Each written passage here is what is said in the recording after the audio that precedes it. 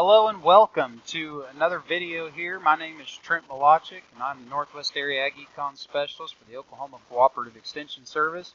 And today I'm going to talk about commodity marketing strategies or tools to make the decision. So again, in our previous video we talked about kind of the more simple explanation of marketing and why producers would want to market and the type of tools they can use. And today we'll go into a little more complicated look at these different strategies to try to determine how they can use those different options and futures, hedges, and cash contracts in order to make sure that they're receiving the best price they can on their operation. So again, it's going to be repetitive here, but cash price, this is the price received at the elevator. And the cash price equals a futures plus basis. And oftentimes when we talk about grain contracts, the basis is a negative number, so we're adjusting the cash price down from the futures.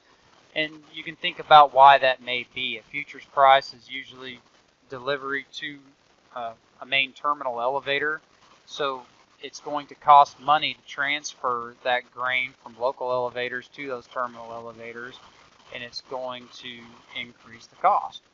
So we're going to adjust that futures price down to account for transportation to get to our cash price. There's also other things involved in basis such as quality, whether it's protein content of the crop or oil contents or things like that. If the general quality of that crop in an area is either up or down, basis can be adjusted for that. And time value. If the end user does not want grain right at that moment, basis may be wider or more negative to account to try to get producers to store longer.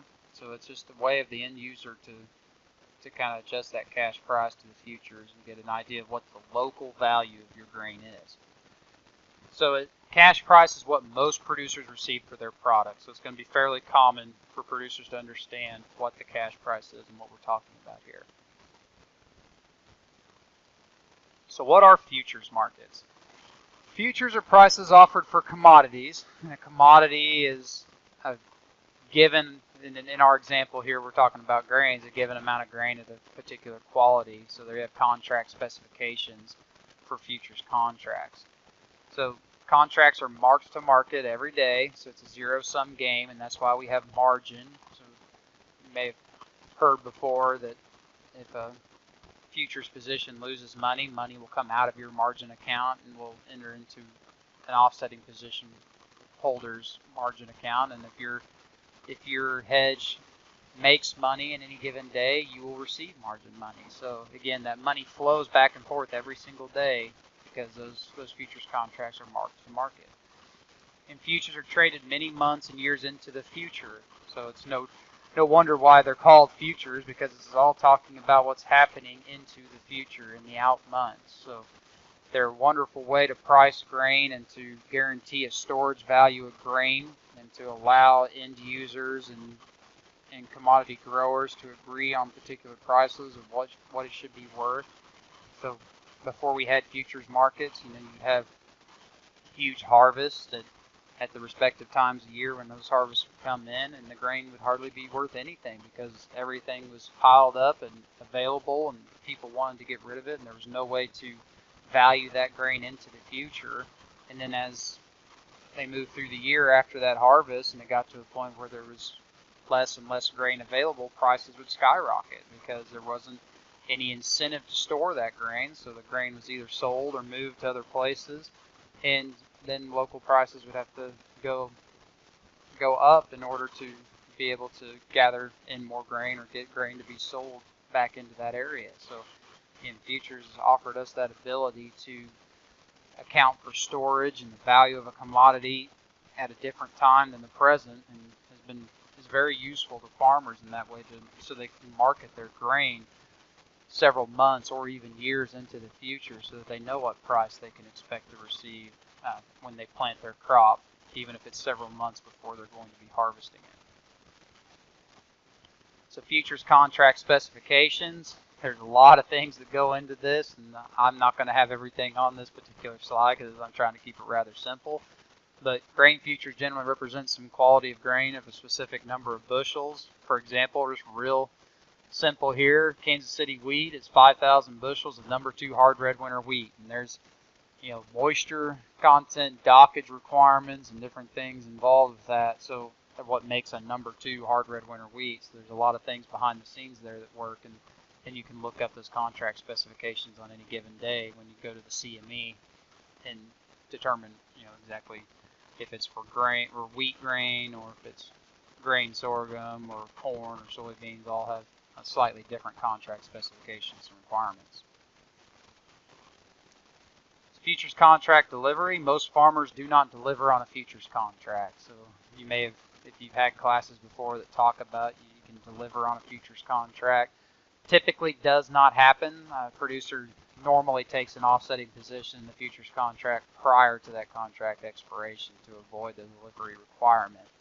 So again, if we have the physical grain and we want to take an offsetting position to have a futures hedge in the futures market, then we would sell grain, and sometime before that contract expires, say if it's July wheat, sometime in late June or early July, we may come back and buy back that futures contract in order to keep from having to deliver it. So we take that offsetting position, and then we would have zero position or a neutral position in the futures market at that point. So how is this useful? A producer can sell his crop at any time, and that's the main power of these things. And it's the ability for a producer to know what their crop is worth at any given day, at any given time, and then with basis in any given position in the country. So a producer can sell next year's crop if they believe the price is good, and that tends to happen sometimes on big price rallies. Producers will go 1 and even 2 years out to sell production.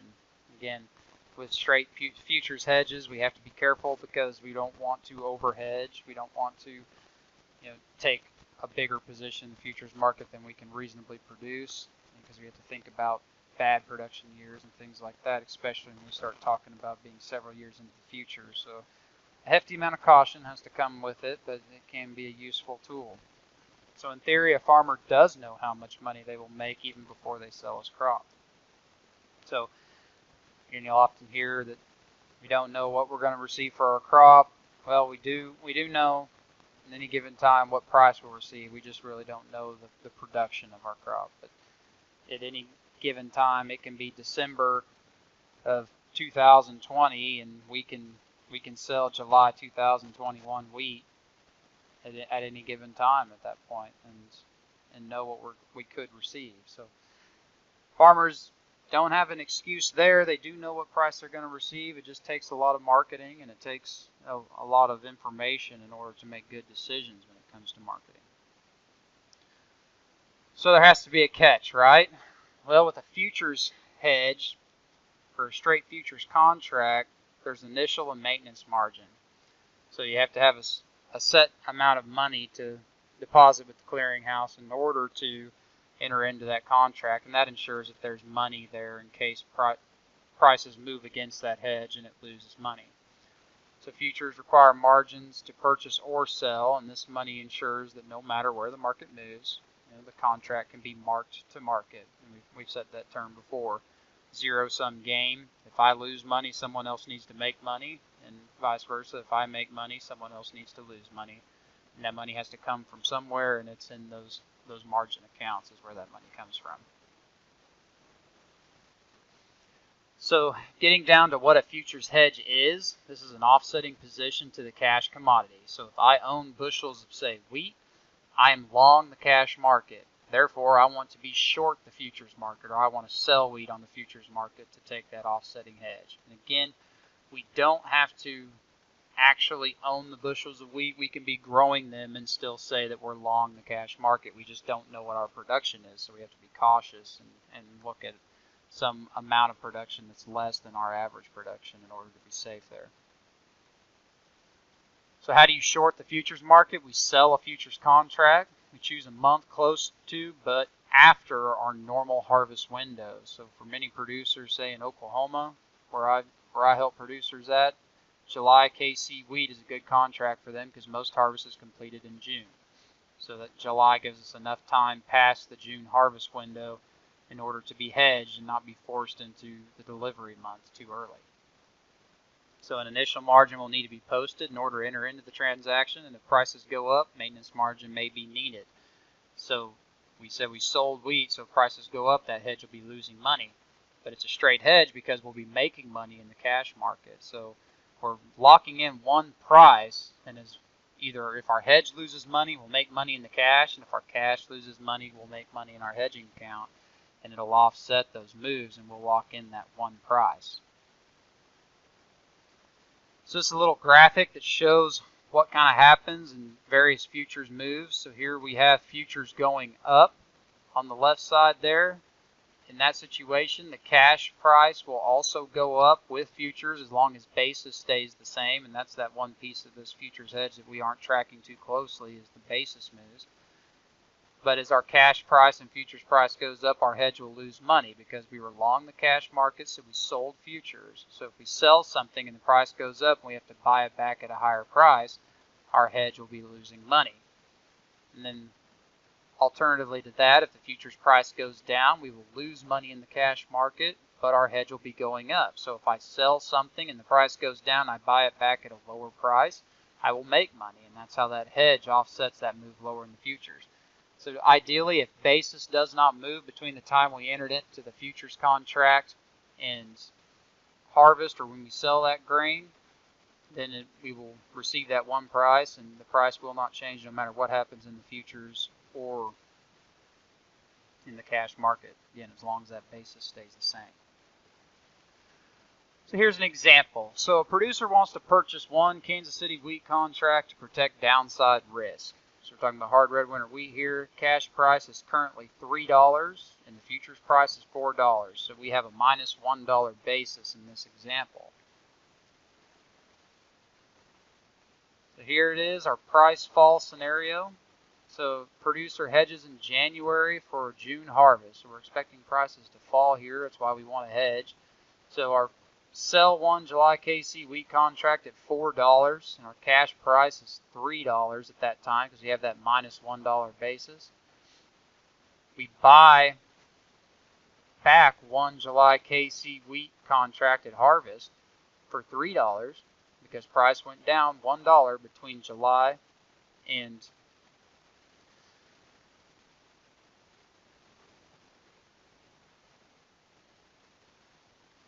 Alright, Brent, I got a little messed up there.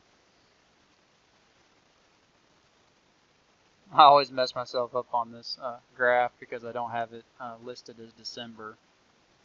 So I'm going to, I think the last thing I said was and, so if you can go back and find that and cut it, I'm going to try to transition pretty smoothly here. As I said, I sold one July KC wheat contract at $4 and I will buy back one July KC wheat contract at $3. Okay, so if we can go back to that part where I stopped at and move forward here, I think it'll work okay. But maybe, heck, maybe I ought to just redo this whole slide. Okay, let's do that. Let's just redo this whole slide and go forward from there. Alright, so in our futures hedge example, I have a price fall scenario, so I'm expecting prices to go down. So in this example, our producer will hedge in January for a June harvest because we planted winter wheat, it's growing, and in January we decide we want to lock in a price because we expect prices to go down, and we will have to exit from that hedge after the June harvest when we can sell our cash commodity. So here we'll go into it. Say, for example, we're in January and I sell one July KC wheat contract at $4 and my cash price is $3. I know that my basis is minus $1. Moving forward, we go towards harvest and we get to June. I'll need to buy back that July KC wheat contract to exit from my hedge. In that time, futures prices have fallen by $1 down to $3. So I sold for $4 and I bought back for $3, so I gained $1 in my hedging account. At the same time, cash price also went down because our basis stayed the same. We had that minus $1 basis, so if futures went down $1 minus 1 is $2 cash price. So my cash price went down by $1, but I gained $1 in my hedging account. So again, my cash price stays at $3, which is what I could have sold wheat for in January. That's a very simple example of how a hedge works. As long as basis does not move, we can see that our futures price went down $1 So we gained $1 in our hedging account because when I sell a July KC wheat contract at $4 and buy it back in June for $3, I gain that $1 worth of value. And in the cash market, if my basis stays exactly the same, I will also lose $1 because futures went down $1, and I lost $1 in the cash, gained $1 in the futures, ended up with a net price or net change of 0 in my price of $3, which is exactly the same as it was back in January. So again, we didn't lose, we didn't gain, we stayed exactly the same, so that's exactly how that hedge is supposed to work whenever prices go down. So in this example, we will look at prices going up. So this is a situation where we expected prices to go down, but instead they went up, because if we knew prices were going to go up, we probably would not have hedged to take advantage of that. So I'm sitting here in January and futures prices are $4, so I decide again to sell one July KC wheat contract for $4. And when we get towards June, prices have gone up to $5, so I have to buy that July KC wheat contract back for $5. So I sold it for $4 and bought it for $5. I lost $1 in my hedging account. My basis stayed the same, so my cash price in January was $3, but since futures went up $1, my cash price is now $4. So I made $1 in the cash market, lost $1 in the futures. My price stayed the same at that $3 I could have received back in January. So it doesn't matter if prices go down or up, price stays the same once you straight hedge. So on any bushels that were hedged, this is the price we're going to receive. Again, we talked earlier about how we don't hedge all of our bushels, so a portion of our production will likely be exposed to the market in these examples because we don't know exactly how much grain we can produce in a given year due to weather concerns and other things that can reduce or increase yield. So with that was a simple example of how hedging works. I hope that was useful to you, and for more information, you can always look at our eFarm Management website. I thank you for your time, and as always, I hope this information was helpful to you, and let us know if we can help you with anything else when it comes to marketing. So thank you.